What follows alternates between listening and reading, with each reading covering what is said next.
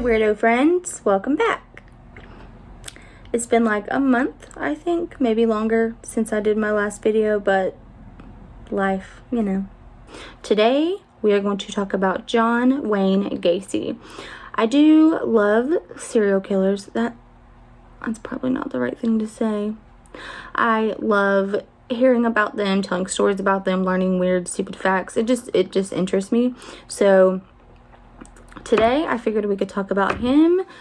If I put in every single detail that I learned and read about, we'd be here for 3 hours. So I kind of condensed it down, but it is really interesting. So if you don't know about him, buckle up.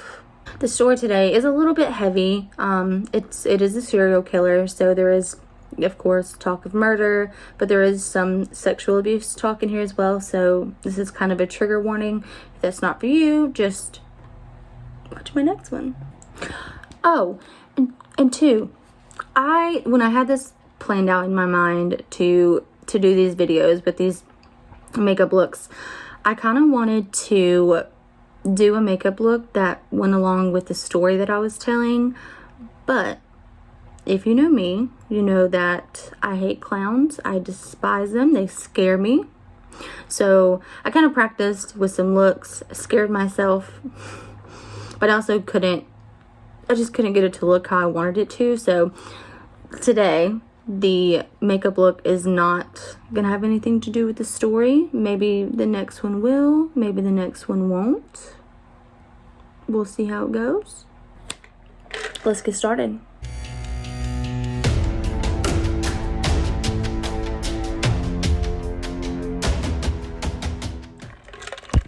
Cheers. Let's talk about John Wayne Gacy. I'm about to make my eyebrow go away. I'm gonna look crazy. Trust the process. John Wayne Gacy was born into an upper middle class family in Chicago in 1942. Now his parents, his dad's name was also John Gacy. It was John Stanley Gacy, and his mom, Marion. They named him after a Hollywood icon back then, John Wayne. He starred in a lot of westerns, apparently, I guess. Don't judge me. It's for drying things. Now, John Gacy was given this name because John Wayne was a manly man, super masculine. He starred in all these westerns, and that's really what John Gacy's father wanted him to be. But according to his dad, John Stanley, John Gacy never lived up to this. His dad was really that toxic masculinity type of man. He wanted John to like fishing and hunting and just all the masculine things.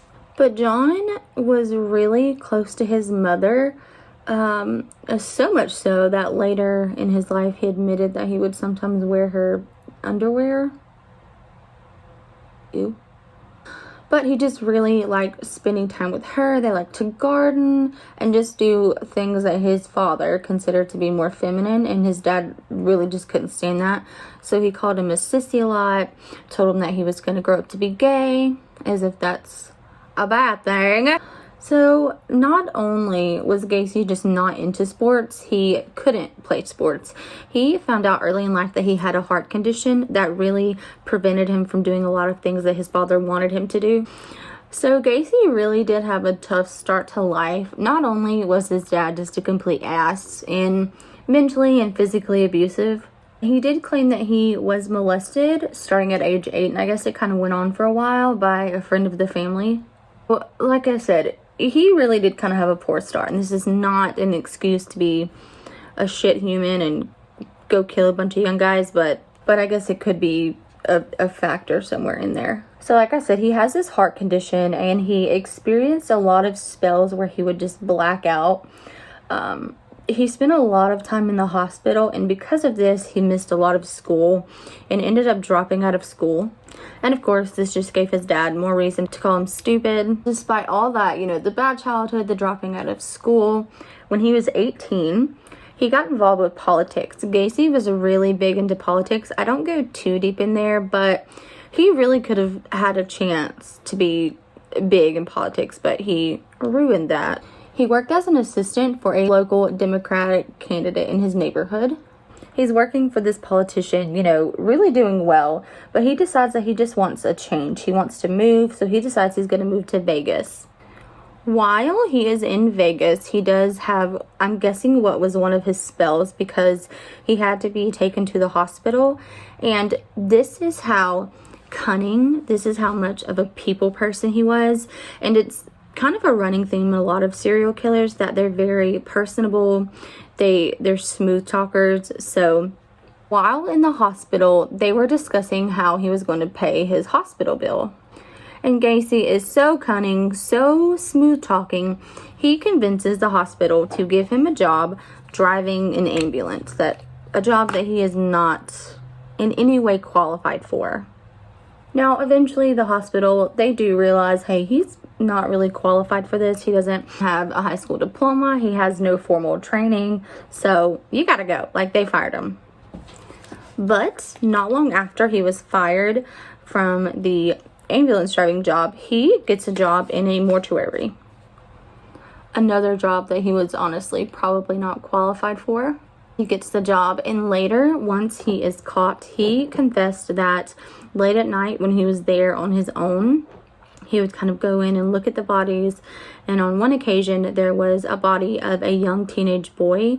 He actually went in and was touching the body. And this is when he said that he realized he was attracted to not only men, but to young boys. So Gacy decides he has had enough of Vegas. He kind of makes that discovery about himself, and he's like, okay, I just need to go back home, try to get my life together. Once he's home, he enrolls in a local business college. He graduates and gets a job at a shoe company. And remember, he was able to talk himself into a ambulance driving job because he's a people person. So he gets to this job at the shoe company. They like him. They're like, hey, you could be management. So they transfer him to Springfield, Illinois. And this is where he met his first wife, Marilyn. Marilyn's family, they owned a chain of KFC restaurant. They had franchises. And since they were married, Marilyn's dad offers him 3 of the franchises to run in Waterloo, Iowa. So Gacy and his new wife, Marilyn, they move to Waterloo and they start running these businesses. This is about the time that he really starts to show more interest in young men. So Gacy is managing these KFCs. He's just living his life. But meanwhile, in the basement of his house, he is building what he called a club. He set up a bar, pool tables, and this so-called club really served no purpose other than for him to have young men come and drink and give him the opportunity to sexually assault them. Gacy did hire some female employees at his restaurants, but for the most part, when it came to socialization and hanging out, it was always the young men that he would bring down into his basement club. It usually always start out with him giving them alcohol and making these sexual advances. And if they told him no, he would always say, I was just joking, or even, I was just testing your morals. Keep in mind, Gacy is married, and his wife actually gives birth to their son in 1966, and then gives birth to their daughter in 1967. Gacy said that this point in his life was what he considered to be perfect.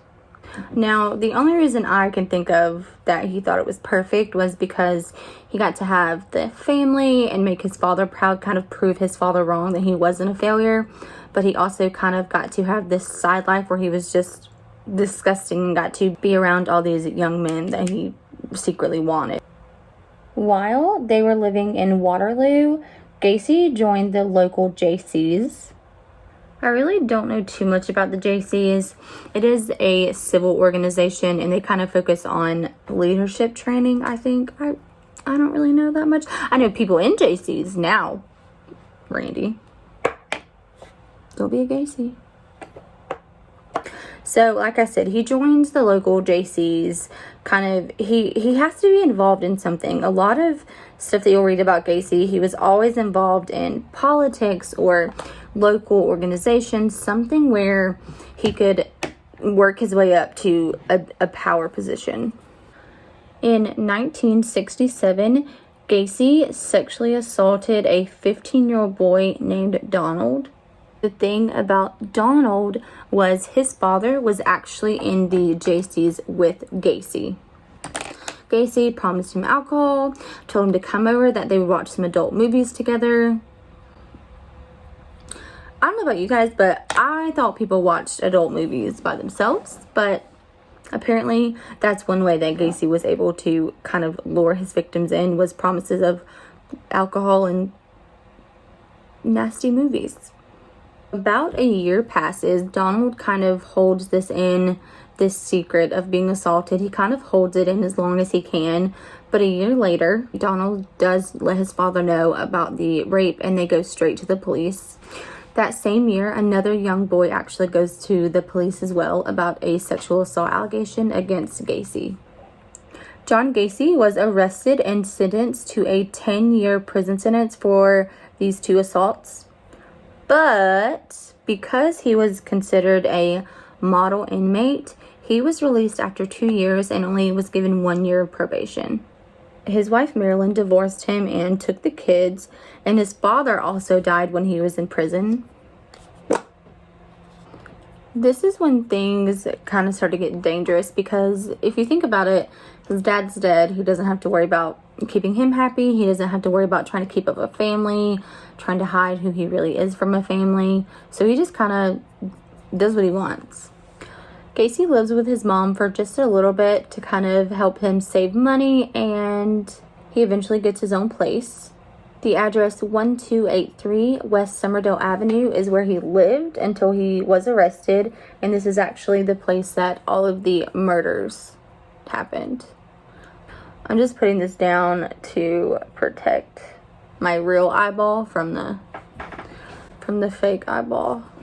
Even though a lot of his neighbors were really weary of him because some of them knew of the charges and some of them just thought he was kind of creepy, some of his neighbors did say that he was kind and helpful.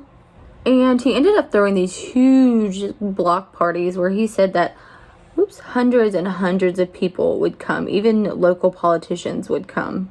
During this time, he meets Carol, his next wife. They get married, but I'm telling you, Carol was not with the bullshit. He ended up telling her that he was bisexual and that they would no longer be sleeping together. But what was a real problem for her was she started to notice more and more teenage boys coming in and out of the house. She also started to smell some funky smells, which I would guess would be some of the bodies that he had put down there in the basement. She started to find IDs and wallets, and when she would ask whose they belonged to, he would just let her know that it was none of her business. So that marriage to Miss Carol did not last long at all. So let's fast forward to 1971. This is when Gacy starts up his contracting business and calls it PDM Contractors. While he is running his contracting business, Gacy comes up with this clown character. He performed at parties, local charity events, even some children's hospitals. And he would even sometimes go to the local bars, still dressed up as this clown, and just hang out and have drinks. This is how he got the name The Killer Clown.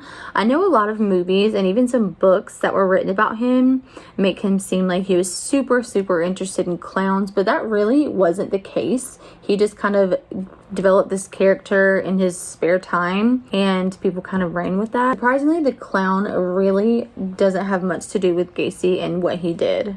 Now, much of PDM, his contracting business, most of its employees were high school boys or boys right out of high school, around that high school age. And Gacy, being freaking disgusting, he would often proposition these men, you know, if you have sex with me, I'll give you a raise, or if you need to borrow this truck, you're going to do some kind of sexual favor for me if you're going to use my stuff. I am a latex, just dry in my latex. Yeah.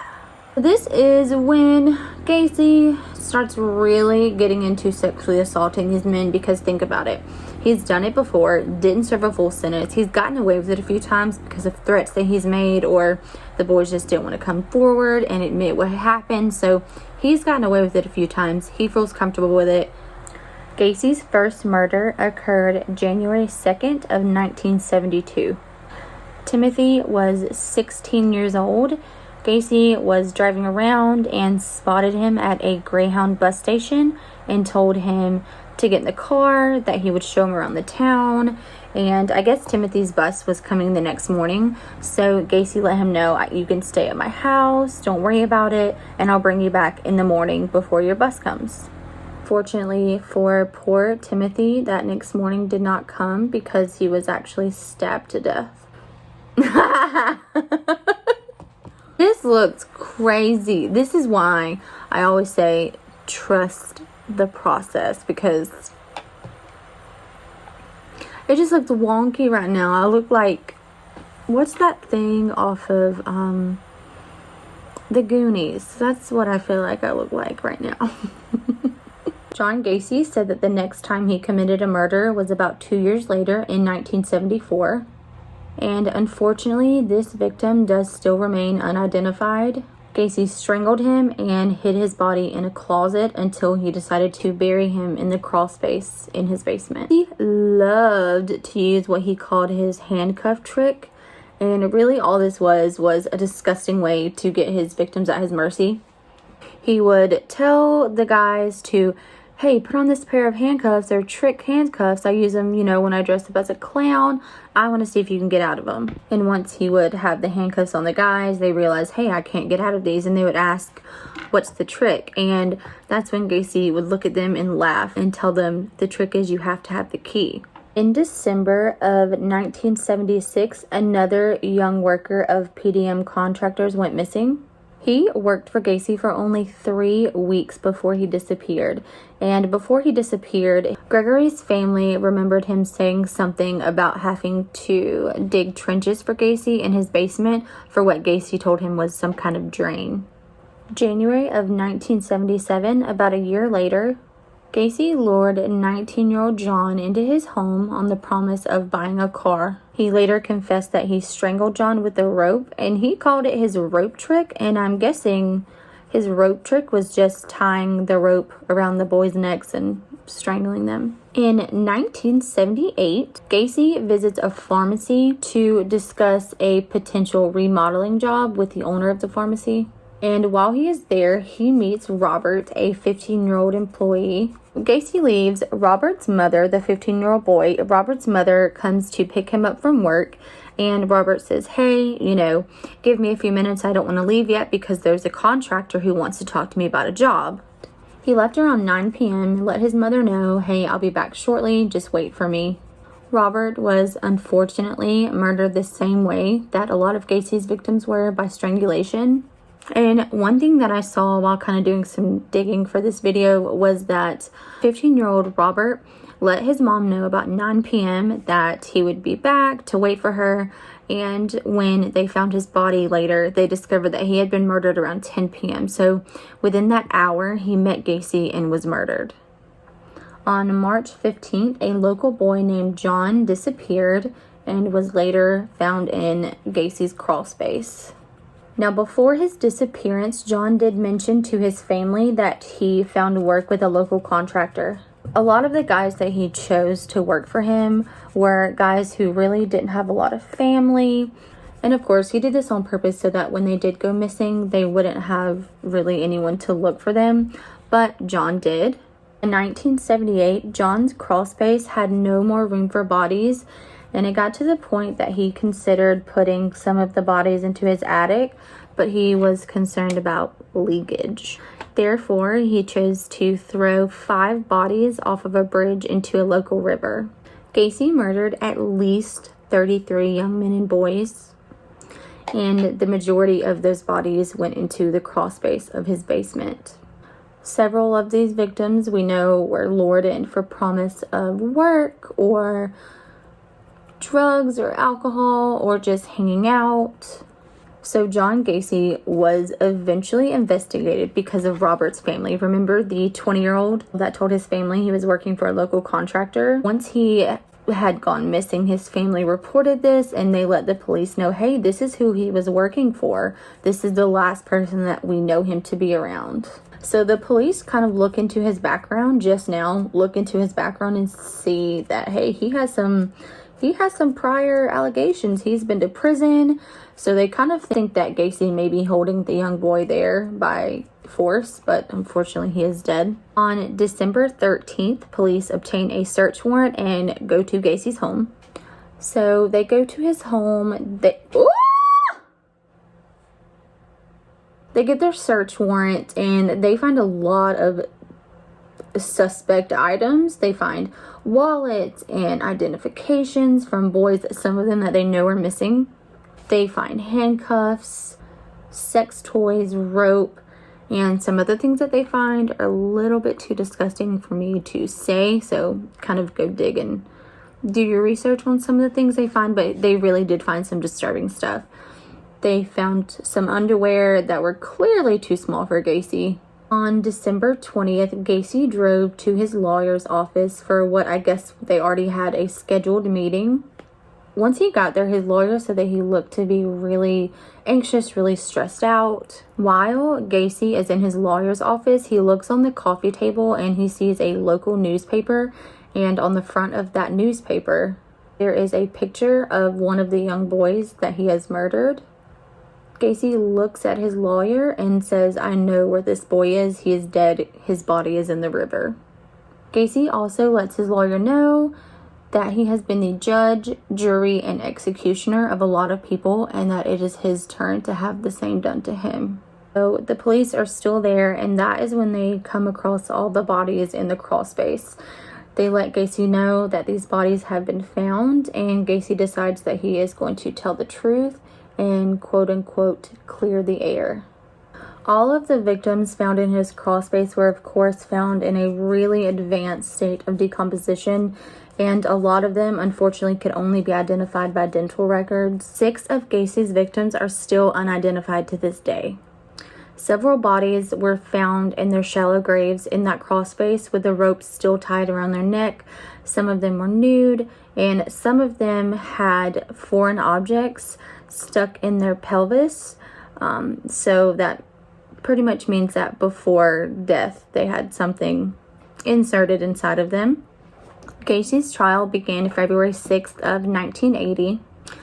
After a very short deliberation from the jury, Gacy was, of course, found guilty, and he became one of the most ruthless serial killers in U.S. history. Gacy was sentenced to 12 death sentences and 22 life sentences. He remained incarcerated on death row for 14 years before he was executed.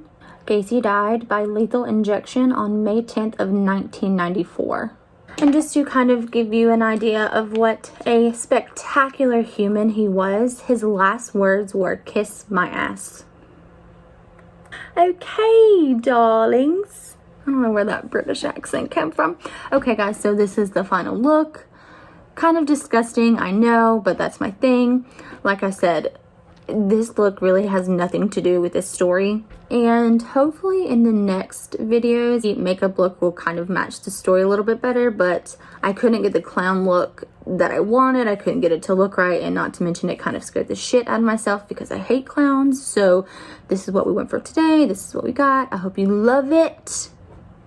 And if you guys like it, I will try to do more videos, and I'll try to not space them out a month apart, maybe a week or two apart. I had so much fun with you guys today. As always, let me know of any stories that you want to hear. Serial killers, paranormal stuff, urban legends, anything like that. Shoot me some ideas, and I would love to tell some stories while we dig into some gory makeup. I'll see you guys next time. Bye!